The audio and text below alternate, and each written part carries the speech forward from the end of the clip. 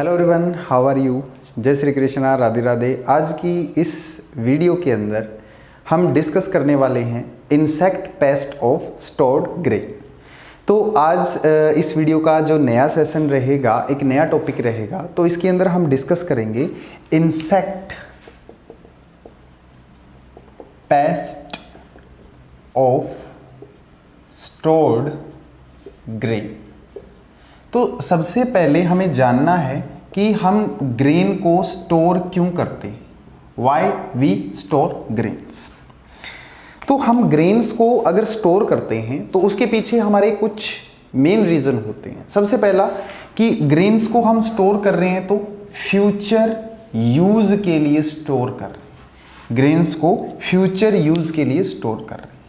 Future use के साथ और क्या चीज़ ऐड अप हो सकती है हमारे पास, to use in emergency. Emergency condition भी आ सकती है जिसके अंदर हम उनको बहुत ज़्यादा अमाउंट के अंदर यूज़ कर सकते हैं, एमरजेंसी कंडीशन। ठीक है, तो दो पर्पज़ हैं जिनके बेस पे हम ग्रेन्स को स्टोर करते हैं। स्टोर करने का मेन कारण यही है कि हम सिर्फ और सिर्फ उनको फ्यूचर यूज़ के लिए स्टोर करते हैं। जैसे हम घरों में गेहूं को स्टोर करते हैं, चावल को स्टोर करते हैं। किन रीज़न के कारण स्टोर करते हैं? ताकि हम फ्यूचर के अंदर उनका यूज़ कर सकें।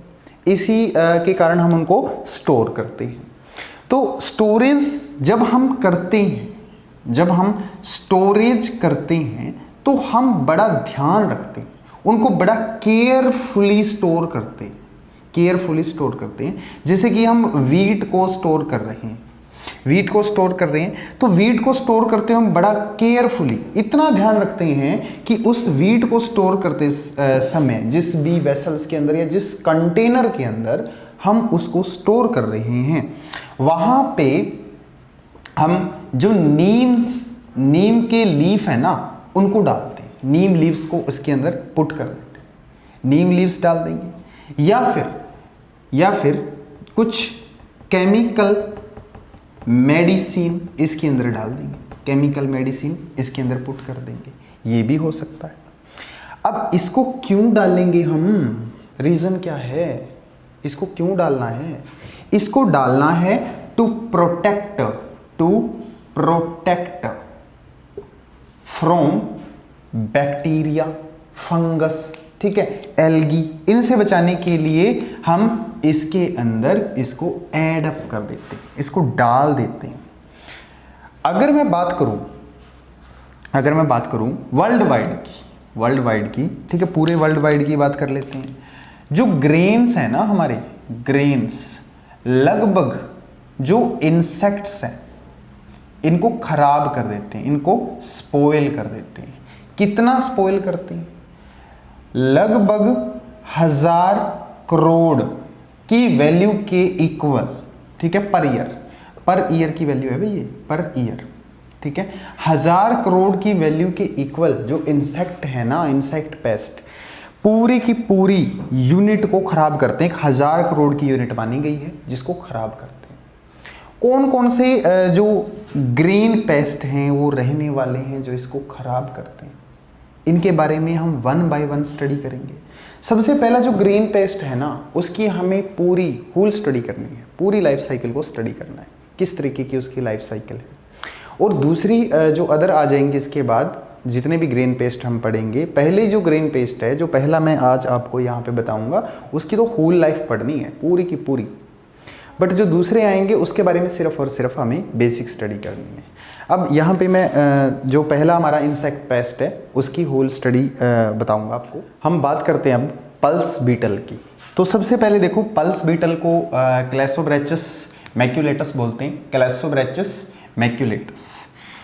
सिस्टेमेटिक पोजीशन को देखें तो क्लास इसकी इंसेक्टा रह जाएगी, ऑर्डर में कोलियोपेट्रा, फैमिली लैरिडे, ठीक है, क्लास इंसेक्टा, ऑर्डर कोलियोपेट्रा, फैमिली लैरिडे, और यहाँ पे जीनस कैलेसोब्रैचस और स्पीसीज मैक्यूलेटस। ये इसकी सिस्टेमेटिक पोजीशन रहने वाली है जो आप लर्न कर सकते हो, ठीक है। आगे देखो डिस्ट्रीब्यूशन कैसे होगा। जो इसका डिस्ट्रीब्यूशन है कहाँ कहाँ पे है? लगभग ये प्रेजेंट है ऑल ओवर द वर्ल्ड, पूरे के पूरे वर्ल्ड के अंदर ये प्रेजेंट है। होस्ट प्लांट कौन से रहने वाले हैं? होस्ट प्लांट इसके रह जाएंगे soybean, green pea, black P, लोबिया और इसके अलावा बीन्स हैं, ठीक है, पिजन पी है और लोबिया मैंने आपको बता ही दिया। जनरल अपीयरेंस देखो किस तरीके का दिखता है। ये जो बीटल है चॉकलेट कलर का दिखाई देता है। It is adult beetle are chocolate in colour, ठीक है, पहला बीटल है जो चॉकलेटी कलर का दिखाई देता है। And about 3 mm in length, length के अंदर ये 3 mm का होगा, अडल्ट होगा। इसकी जो बॉडी है मिडल के अंदर ना, बॉडी के ऊपर वाइट स्पॉट देखने को मिलेंगे, वाइट कलर के स्पॉट्स इसकी बॉडी के ऊपर देखने को मिलेंगे मिडल ऑफ द बॉडी के अंदर। The body and head is small, ठीक है, बॉडी के ऊपर तो ये वाइट स्पॉट देखने को मिलेंगे और जो इसका हेड होगा ना वो हेड इसका स्मॉल रहेगा। तो जनरल अपीयरेंस के अंदर इतना, ठीक है, इतना हमें पता होना चाहिए इसके बारे में, किस कलर का होता है, हेड कैसा है और मिडल कैसा है। वाइट स्पॉट इसके मिडल के ऊपर मिलेंगे, हेड इसका जनरली स्मॉल मिलेगा इसकी बॉडी से। अब आगे चलते हैं, इसकी लाइफ साइकिल के बारे में डिस्कस करते हैं 1 by 1। अब हम बात करते हैं इसकी लाइफ साइकिल के बारे में।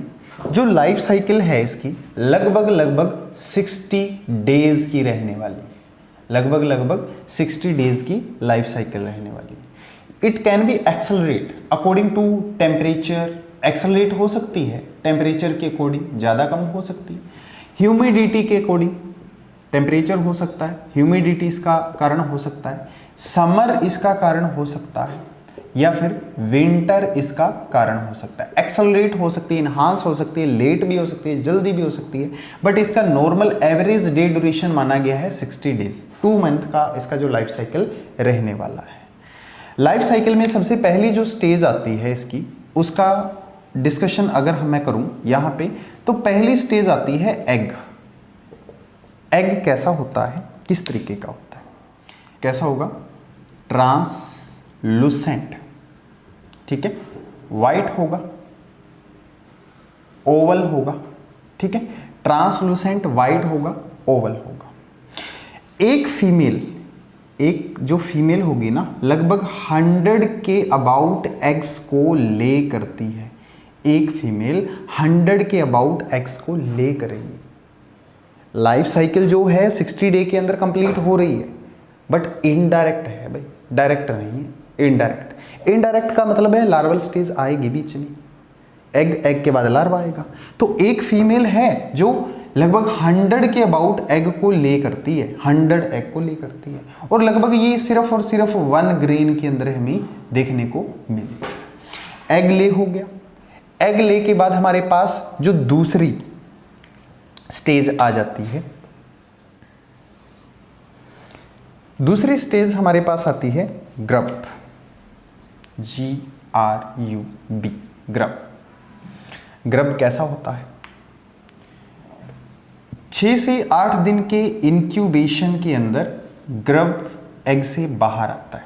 6 से 8 दिन का इंक्यूबेशन टाइम लगेगा, ग्रब इससे बाहर आएगा। 6 से 8 दिन का इंक्यूबेशन पीरियड रहने वाला है ग्रब के लिए। अब जैसे ही ये बाहर आएगा, बोर करेगा किसके अंदर, ग्रेन्स के अंदर। ग्रीन टाइप के ग्रेन्स होंगे ना, उनके अंदर ये बोर करेगा, ठीक है, ग्रीन टाइप के जो ग्रेन्स दिखेंगे उनके अंदर बोर करने का काम करेगा। अर्ली मैच्योर हो जाएगा, जल्दी से जल्दी मैच्योर होने की कोशिश करेगा। अर्ली मैच्योर मतलब इसकी जो साइज़ है लगभग 6 mm की साइज़ हो जाएगी। कैसा दिखेगा, वाइट सा दिखेगा और रिंकल्ड बॉडी होगी, रिंकल्ड बॉडी, वाइट सा दिखेगा, रिंकल्ड बॉडी होगी, वाइट एंड रिंकल्ड होगा। 6 mm का होगा, वाइट और रिंकल्ड होगा। अब इसके अलावा कितने दिन में ऐसा हो जाता है, लगभग 40 to 16 डेज के अंदर ऐसा हो जाता है। और 14 to 60 डेज कौन सी कंडीशन के होंगे, ये विंटर के होंगे भाई। 14 to 16 डेज विंटर के देखने को मिलेंगे, उस कंडीशन के अंदर ये ऐसा हो जाए। अगर मैं बात करूं समर की, तो समर के अंदर लगभग 21 डेज का टाइम ये लेगा। 21 डेज के टाइम के अंदर इसकी ये स्टेज आ जाएगी। नेक्स्ट जो स्टेज आ जाती है हमारे पास, नेक्स्ट स्टेज आ जाती है प्यूपा। प्यूपा कैसा होता है? जब जो गर्भ है ना, गर्भ इंक्यूबेट करेगा, जो गर्भ है वो इंक्यूबेट करेगा, इंक्यूबेट कर देता है सीड के अंदर। इंक्यूबेट के आफ्टर क्या होने वाला है, क्या होने वाला है? इंक्यूबेट के आफ्टर अगर समर कंडीशन रहती है तो उसमें तो 4 डे लगते हैं, समर कंडीशन के अंदर सिर्फ और सिर्फ 4 डे के अंदर ये काम हो जाएगा। बट अगर विंटर कंडीशन रहती है, समर कंडीशन के अंदर तो 4 डेज लगते हैं। बट अगर विंटर कंडीशन रहती है, विंटर कंडीशन के अंदर लगभग 28 डेज के अंदर ये इंक्यूबेट करके प्यूपा बनाएगा। और प्यूपा किस कलर का होता है? प्यूपा जो होगा ब्राउन कलर का होगा। यहाँ से क्वेश्चन पूछे जा सकते हैं आपसे छोटे छोटे कि प्यूपा किस कलर का है, ब्राउन कलर का, एग कैसे हैं, की शेप कैसी है, ये सारी चीज़ें आपसे पूछी जा सकती हैं। एग की शेप ट्रांसलूसेंट है, वाइट है, ओवल है, इस तरीके से ये सारी चीज़ें आपसे छोटी छोटी करके पूछी जा सकती है, तो आपने ध्यान रखना है। ठीक है, एग है, गर्भ है, प्यूपा है। प्यूपा के बाद देखते हैं हम नेक्स्ट स्टेज। अब देखते हैं हम यहाँ पे अडल्ट को। अडल्ट जो है वो बाहर आएगा रिमूव करके कवर को। जो बीटल होगा शिफ्ट कर जाएगा upper layer of the seed. ठीक है, अपर लेयर ऑफ सीड को शिफ्ट कर जाएगा। और इंटायर लाइफ कितनी रहेगी? लगभग 8 to 21। तो हमने इसकी जो फिजिकल अपीयरेंस है उसको देख लिया है कि ये चॉकलेट कलर का होता है, लगभग 6 mm के लगभग ये लॉन्ग होता है। ठीक है, और इसकी बॉडी के ऊपर मिडल के अंदर वाइट स्पॉट देखने को मिलते हैं, हेड छोटा होता है। डैमेज कोज, मेन डैमेज कोज जो इसकी लार्वल स्टेज है ना, लार्वल स्टेज है वो करेगी। लार्वल स्टेज को हमने क्या बोला है? ग्रब बोला है, ग्रब। ठीक है, लार्वल स्टेज को ग्रब बोला है। ये क्या करेंगे? बोर करेंगे इनसाइड, इनसाइड ग्रीन सीड भी हो सकती है, ग्रीन सीड भी हो सकते हैं, और स्टोर्ड ग्रेन भी हो सकते हैं, उनके अंदर भी ये बोर करेंगे। स्टोर्ड ग्रेन भी हो सकते हैं, उनके अंदर बोर करने का काम करेंगे। बोर कर करके ये क्या करेंगे? लगभग 1 mm का होल बना देते हैं उसके अंदर। कोई भी सीड होगा उसके अंदर 1 mm का होल बना देंगे। होल बना के वो सीड कैसा हो जाएगा? अंदर से होलो बन जाएगा, डैमेज कर जाएगा। और उस सीड के अंदर, उस सीड के अंदर टेस्टा को लीव कर देंगे, टेस्टा छोड़ देंगे उस सीड के अंदर, जो इनकी लार बोली जाती है। ठीक है, और उसको डैमेज कर देंगे। मेनली ये कब होता है? ये होता है ह्यूमिड कंडीशन के अंदर, ह्यूमिड कंडीशन के अंदर ऐसा हमें देखने को मिलेगा। तो डैमेज कोज तो इस तरीके से हो रहा है। और अडल्ट है ना, अडल्ट जब बाहर आएगा तो पूरे के पूरे सीड को खत्म कर देगा। गर्भ के बाद, क्योंकि गर्भ अंदर रह रहा है, इंक्यूबेशन हो रहा है, अडल्ट बाहर आएगा तो पूरे सीड को खत्म करके बाहर आएगा। ठीक है, और जब वो बाहर आएगा, मैच्योर हो जाएगा, फिर एग को लेकर आएगा किसी न किसी सीड के अंदर। तो ऐसी ही इसकी लाइफ साइकिल है जो चलती रहती है, लगभग 60 डेज की लाइफ साइकिल है।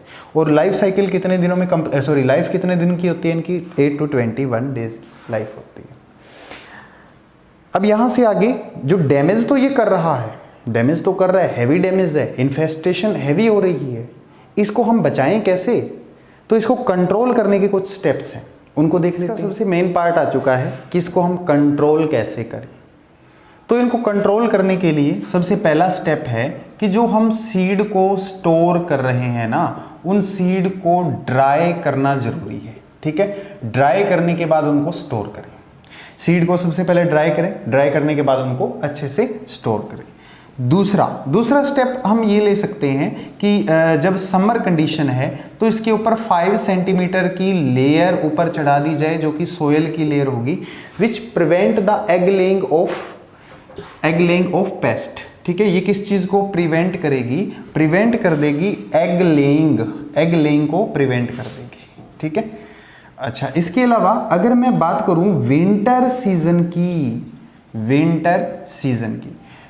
सीजन में क्या होगा? अगर हम इसके ऊपर 25 सेंटीमीटर का लाइम ऐड कर देते हैं, 25 सेंटीमीटर का लाइम की लेयर इसके ऊपर ऐड कर देते हैं। ठीक है, कैल्शियम ऑक्साइड इसको बोलते हैं, कैल्शियम ऑक्साइड। लाइम की लेयर अगर इसके ऊपर ऐड कर देते हैं ना, तो वो भी प्रिवेंट करती है भाई सर्दियों के अंदर एग लेइंग को प्रिवेंट कर देगी, एग लेइंग इससे प्रिवेंट हो जाएगी।